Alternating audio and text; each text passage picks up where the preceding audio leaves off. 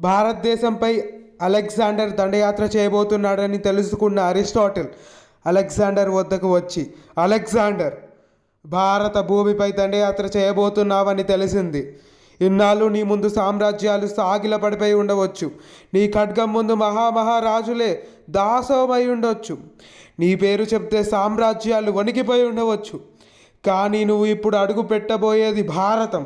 అది దేశం కాదు, ధర్మం కోసం నిలబడే మనుషుల స్వర్గం.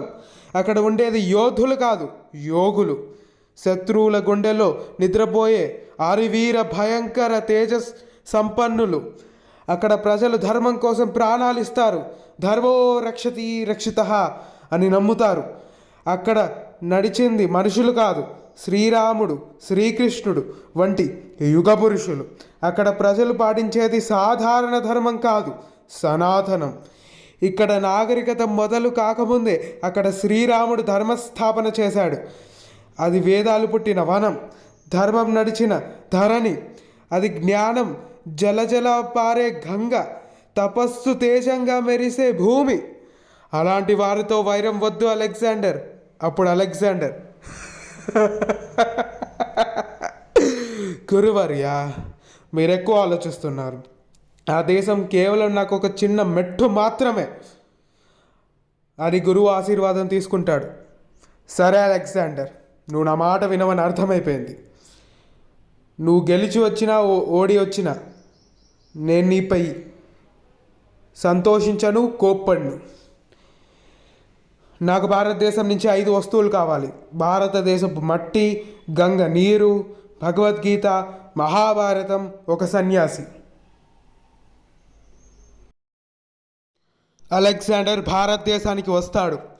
అప్పుడు నీచుడు, నికృష్టుడు, దుర్మార్గుడు, వ్యర్థుడు అయిన అంబి అలెగ్జాండర్ ముందు దాసోహం అవుతాడు. విశ్వవిజేత అలెగ్జాండర్, నేను మీతో యుద్ధం చేయడానికి రాలేదు.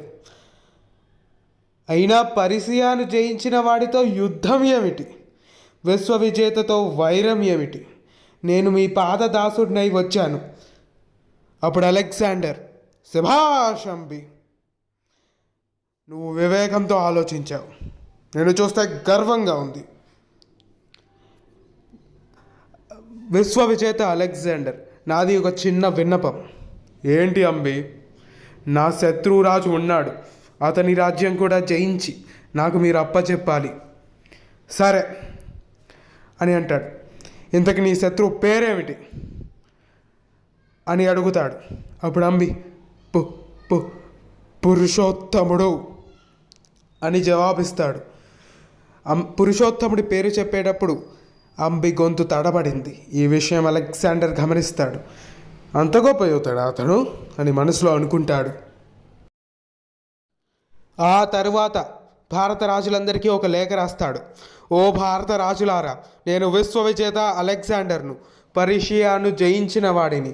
నా ముందు సామ్రాజ్యాలు సాగిలపడిపోయాయి. నన్ను తాకాలంటే మృత్యువు కూడా భయపడుతుంది. నేను యుద్ధానికి వస్తున్నాను అని తెలిసి ఎన్నో రాజ్యాలు, మీకంటే ఎక్కువ సైన్యం ఉన్న రాజ్యాలు నా ముందు దాసోహమయ్యాయి. సగం ప్రపంచం నా ముందు ఈరోజు దాసోహమైంది. కావున మీరు వివేకంతో ఆలోచించి నాకు లొంగిపోండి అని ఒక లేఖ రాస్తాడు. అలెగ్జాండర్ ప్రత్యుత్తరం కోసం ఆత్రుగా ఎదురు చూస్తూ ఉంటాడు. అప్పుడు ఒక ప్రత్యుత్తరం వస్తుంది. ఆ ప్రత్యుత్తరం పురుషోత్తమ మహారాజు రాసింది. అలెగ్జాండర్, నీ పేరు వినగానే ప్రపంచంలోని ఎన్నో రాజ్యాలు వణికిపోయి ఉండవచ్చు. నీ గుర్రాలు దమ్ము చూసి ఎన్నో సామ్రాజ్యాలు మోకాళ్ళపై పడి ఉండవచ్చు. నీ కత్తి మెరుపు చూసి ఎన్నో సింహాసనాలు నేల కూలిపోయి ఉండవచ్చు. కానీ నీ ముందున్నది సామాన్య దేశం కాదు, ఇది భారత భూమి. ఈ నేలలో పుట్టిన ప్రతి శిశువు నేర్చుకునేది భయం కాదు, ధర్మం. మొదట అడుగులో తెలుసుకునేది స్వార్థం కాదు, స్వాభిమానం. మొదట మాటతో పలికేది ఓటమి కాదు, భారతం. నువ్వు ప్రపంచాన్ని జయించి ఉండవచ్చు, ప్రపంచాన్ని జయించానన్న గర్విస్తున్నావు. కానీ ప్రపంచాన్ని జయించిన వాడి కంటే తన అహంకారాన్ని జయించిన వాడు నిజమైన యోధుడు. నీకు బంగారం కావాలి, కీర్తి కావాలి, చరిత్రలో పేరు కావాలి. కానీ ఈ దేశానికి పేరు కోసం యుద్ధం అవసరం లేదు. ఈ భూమి పేరు యుగాల క్రితమే ఆకాశంలో చెక్కబడింది. ఇది ఋషుల నేల, వేదాల నేల, ధర్మానికి జన్మనిచ్చిన పవిత్ర భూమి. ఇక్కడ నదులు కేవలం నీళ్లు కాదు, తరతరాల సంస్కృతిని మోసుకెళ్లే జీవన ధారలు. ఈ మట్టిలో ప్రతి రేణువు వీరుల రక్తంతో పవిత్రమైంది. ఈ గాలిలో ప్రతి శ్వాస త్యాగ గాథలతో నిండింది. ఈ నేలపై ప్రతి అడుగు చరిత్రను మేల్కొల్పుతుంది. నువ్వు కత్తితో రాజ్యాలను గెలిచావు, కానీ ఈ దేశాన్ని కత్తితో కాదు, హృదయంతో మాత్రమే అర్థం చేసుకోవాలి. ఇక్కడ రాజులు ఓడిపోవచ్చు, కానీ తల వంచరు. శరీరం కూలిపోవచ్చు, కానీ స్వాభిమానం కూలదు.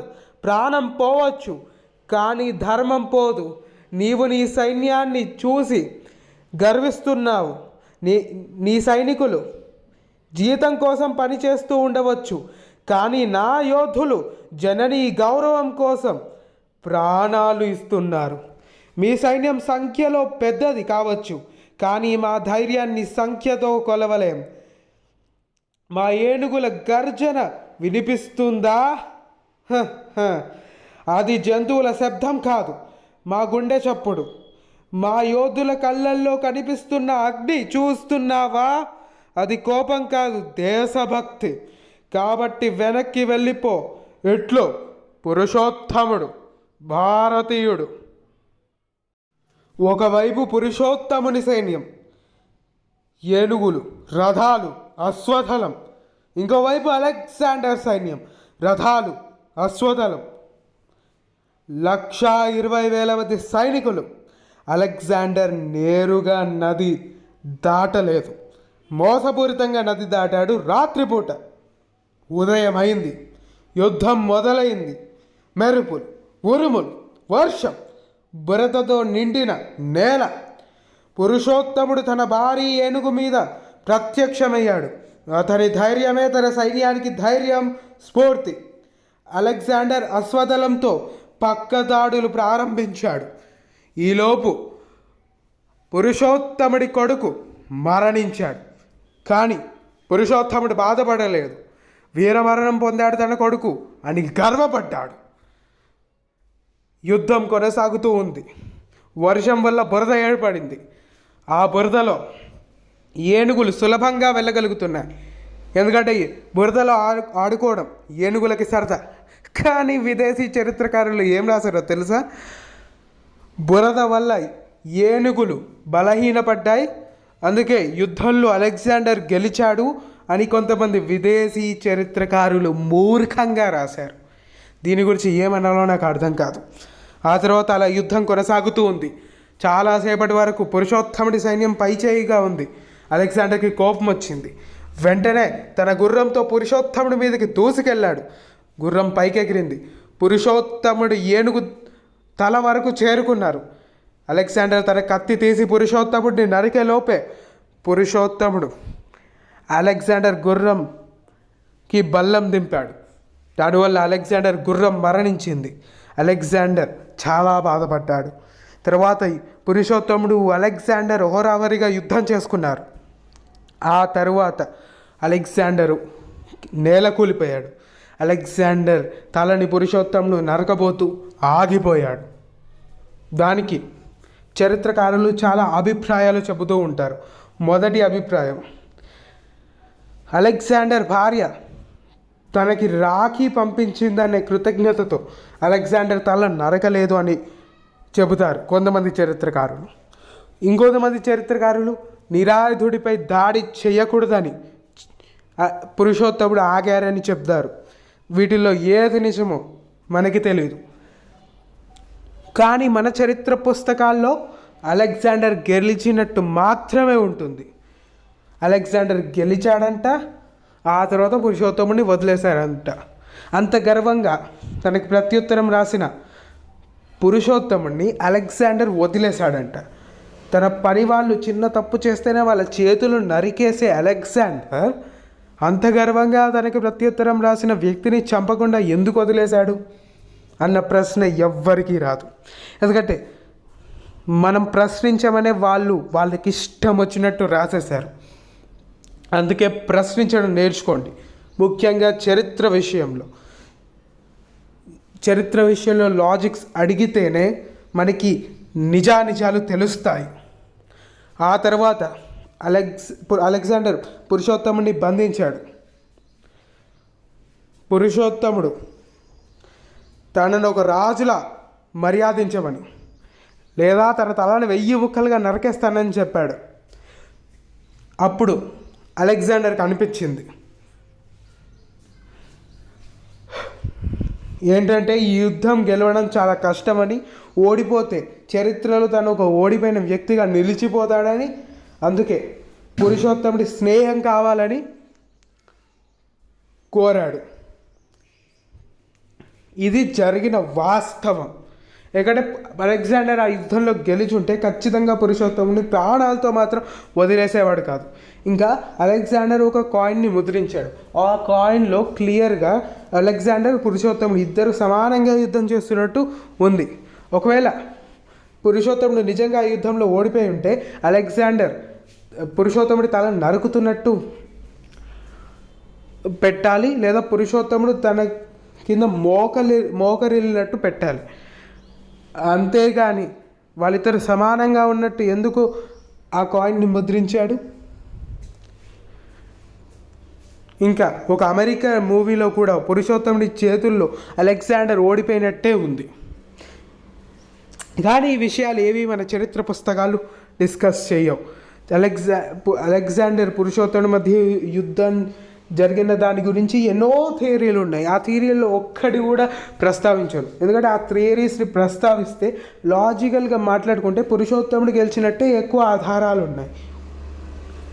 పిల్లలు లాజికల్గా ఆలోచిస్తే ఆ థియరీస్ని చూసి వాళ్ళకి అర్థమైపోతుంది ఆ యుద్ధంలో పురుషోత్తముడే గెలిచి ఉండవచ్చని. అందుకే ఎవ్వరు దానిని చరిత్ర పుస్తకాల్లో ఉంచరు. దానికి ముఖ్యమైన కారణం ఏంటంటే అది మన గవర్నమెంట్ అస్సలు కాదు. మన చరిత్రని విదేశీ చరిత్రకారులు రచించారు.